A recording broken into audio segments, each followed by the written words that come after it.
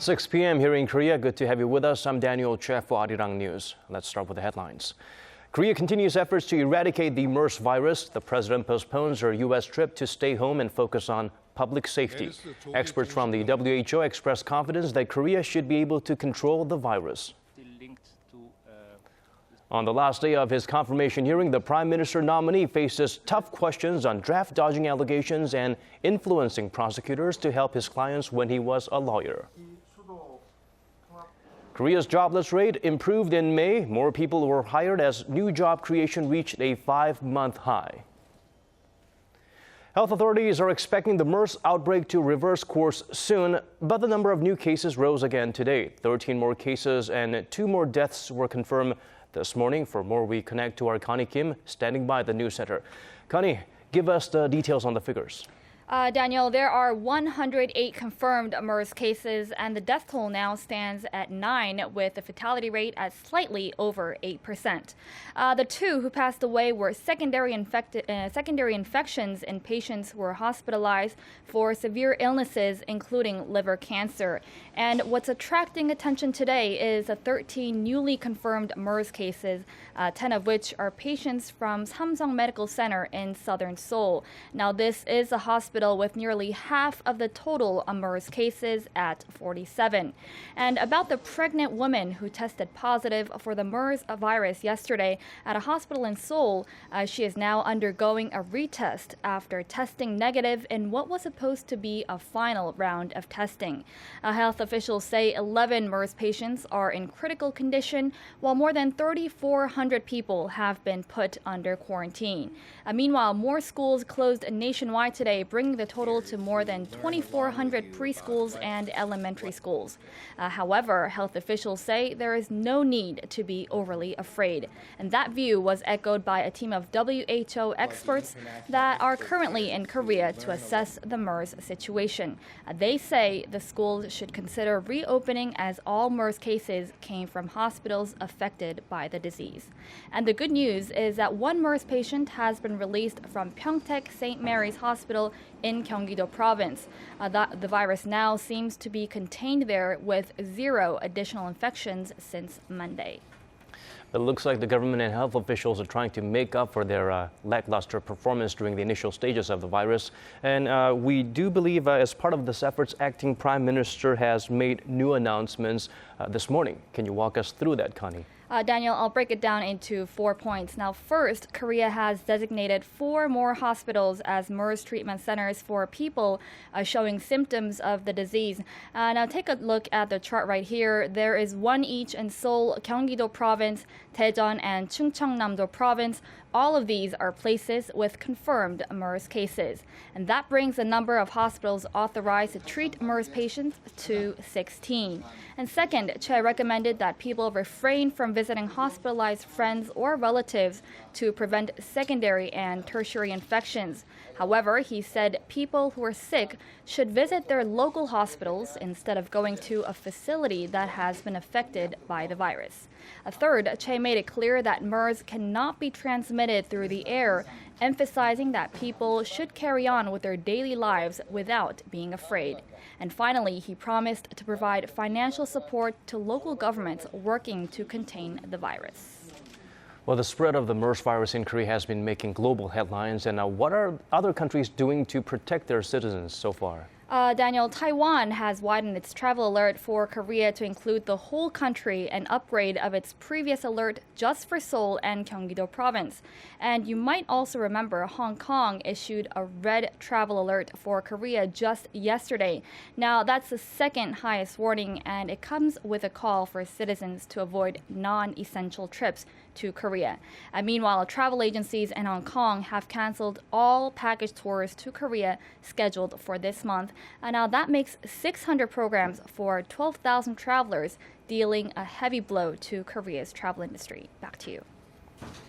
Okay, thank you very much for that report, Connie. In response to the growing public anxiety over the MERS outbreak, President Park Geunhye has decided to postpone her trip to the U.S. next week. Both of the country's main rival political parties welcomed the news. Our Choi Yu-sun has this report.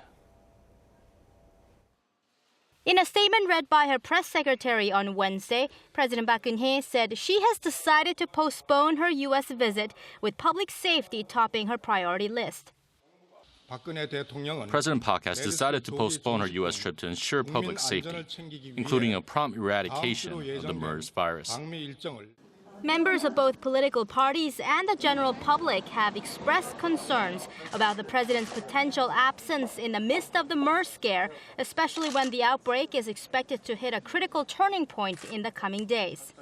The Park administration has come under fire for its insufficient initial response to the outbreak, and that has caused the president's approval ratings to drop by as much as 6 percentage points. The ruling Saenuri party said it respects the president's decision, saying she took into account the current social and economic sentiment.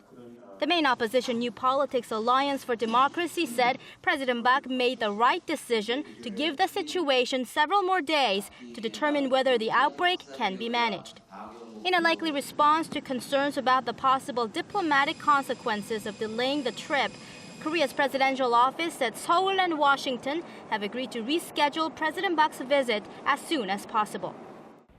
With North Korea's continued security threats and rising questions about South Korea's diplomatic voice in Northeast Asia, President Park's U.S. trip will be pivotal to guiding her foreign policy forward. And the speed with which the trip is rescheduled will be a testament to the strength of the alliance between Seoul and Washington. Choi Yu-sun, Arirang News. Well, here in Korea, there's growing concern the MERS virus could spread further in the community, but the World Health Organization says Korea should be able to control the spread and that there's no need to worry too much about the situation as health authorities are tracking down all cases that have been in contact with the confirmed patients. Our Son Jung-in shares with us the experts' views. The World Health Organization held a news conference on Tuesday at its headquarters in Geneva to share the latest analysis on the MERS outbreak amid growing concerns in and outside of Korea. Since the start in September 2012, we have 1,190 cases, confirmed cases, including at least 444 deaths. The WHO specialist on MERS said Korea was not affected by a persistent infection, implying the disease could be brought under control as all subsequent infections in the country were linked to the same chain of transmission. He noted that there has been no case of MERS transmission in the wider community outside of hospitals, but even if there were, it's not a matter that would throw them off guard. We would not be surprised, if we see a few cases coming up from the community. On concerns the virus might have mutated, Embarek said the strain in Korea is not that different from previous ones reported in Middle Eastern countries like Saudi Arabia. Experts in related fields have echoed the WHO's assessment, saying the chance of a massive outbreak in Korea is not high and that simple infection control procedures could halt it.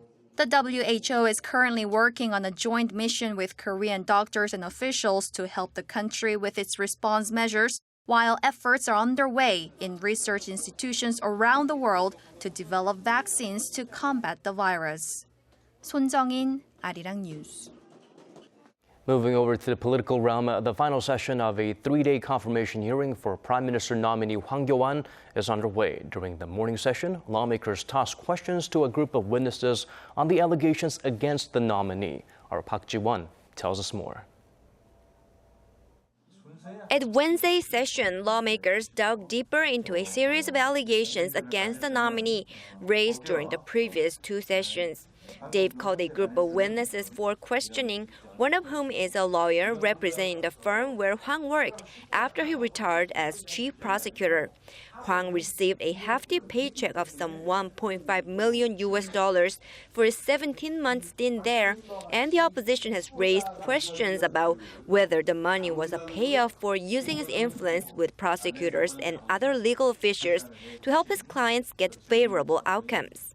Although the nominee has dismissed the allegations of influence peddling, questions about the cases he took while at the firm have dominated all 3 hearing sessions.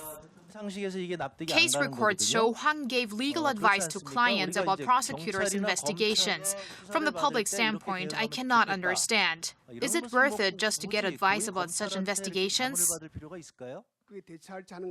For clients who have to undergo such investigations, the firm's lawyers consult with clients and provide legal advice about how to respond. How much does a client have to pay for legal consultation at your firm? Although I cannot give the information here, our clients are mostly companies, and they pay such high legal fees because they view legal consultation as a necessary step toward financial gain. The nominee's exemption from military service is also in the spotlight again. On Wednesday, the Army surgeon who made the decision to excuse the nominee from his mandatory military service in 1980 testified that the exemption was fair. The final hearing follows two previous sessions on Monday and Tuesday, where opposition lawmakers grilled Hwang into the night. After Wednesday's session, the hearing committee will decide whether to go ahead with the confirmation. If they do, the issue will be put up before the full assembly for a vote. Park Ji-won, Arirang News. The main opposition New Politics Alliance for Democracy Party launched its so-called Innovation Committee today, putting the party's self-reform drive into full gear. The committee will be tasked with reinvigorating the party, which has been mired in factional disputes in the wake of a major defeat in by-elections in April. The committee will aim to accomplish its mission of reshaping the party into a healthy opposition force by September. The committee's 11 members, including Chair Kim Sang-gon, a former education chief for Gyeonggi-do Province, will have their first meeting on Friday. Korea and Japan will meet this week to discuss ways to address Tokyo's wartime sexual enslavement of Korean women. Seoul's foreign ministry said Wednesday that senior officials from the two sides will meet in Tokyo on Thursday, marking the 8th such meeting. More than 200,000 women, mostly Koreans, were forced to serve the Japanese military during Japan's colonial rule of Korea in the early 1900s. The talks come as both countries are seeking a breakthrough in their freight relations ahead of the 50th anniversary of the normalization of bilateral ties on June 22nd. And some encouraging news for Korea on the labor front. Job creation hit a 5-month high last month. This thanks to more jobs in the service and manufacturing sectors. Our Kwon So-wa delivers us the digits. Almost 380,000 more people had a job in May than in the same month a year ago. That's the biggest on-year increase in 5 months. Both the employment and unemployment rates went up slightly from last year, along with the overall growth in Korea's working population. According to OECD figures that count people with jobs between the ages of 15 and 64 as employed, the employment rate went up a half percentage point to 66.1%, the highest rate since data was collected in 1982. Statistics Korea said Wednesday the total number of people in work last month stood at slightly under 26.2 million, as more workers were hired in the service and manufacturing sectors, with those in food and lodging doing especially well. The agency attributes the on-year jump to the lower base rate in May last year, coming a month after the Seoul ferry sinking, and it attributes the on-month jump to the warm, dry weather as the employment sector was hit hard by rainy conditions last month. There is some concern, however, that the improvement may not extend into next month. Increased spending on leisure and culture led to improvements in the related sectors, but there's a big chance that there will be a downturn in June due to the effects of the MERS virus. Experts say another concern is the high youth unemployment rate, which is around 2.5 times higher than the overall jobless rate. Kwon So-wa, Arirang News. And for the first time this year, Korea's monthly trade surplus in the information communication technology sector surpassed $7 billion. The Ministry of Science, ICT and Future Planning said Wednesday exports of mobile phones and semiconductors significantly increased in May, boosting the ICT trade balance to $7.44 billion. The report also noted Korea's ICT exports were up 2% on year, with an almost 6% rise in products going to China, but a 17.5% drop in exports to European Union countries. Korea's largest conglomerate Samsung is facing a legal roadblock in a proposed merger of two of its units aimed at paving the way for a leadership succession. U.S. hedge fund Elliott Associates has picked a fight with the tech titan to put an end to the deal. For this report, we turn to our Kim Hyun-bin. Samsung C&T defended its plan to merge with Geunhye Industries, saying the move will not hurt shareholders' interests. In response to a U.S. hedge fund's claim that the company was purposefully undervaluing its shares, the fund Elliott Associates said Tuesday that it had started legal proceedings for an injunction at a court in Korea to stop the merger. Elliott, which has the third largest stake in the construction and trade unit, has also urged other shareholders to oppose the takeover, saying the deal is unfair and unlawful. Samsung C&T unveiled plans to merge with Geunhye Industries in late May, a move that was seen as being aimed at paving the way for a leadership succession from father to son at Korea's largest conglomerate. Geunhye Industries is a de facto holding company of Samsung Group, which is controlled by family ownership through cross-shareholding agreements. Under the plan, Geunhye Industries is offering 0.3 of a share for every Samsung C&T share, which Elliott and other Samsung C&T shareholders believe is below market value. Shareholders are scheduled to vote on the proposed merger next month. The plan must win approval from shareholders with 2/3 of the voting rights and 1/3 of outstanding shares in order to pass a shareholder meeting on July 17th. Kim Hyun-bin, Arirang News.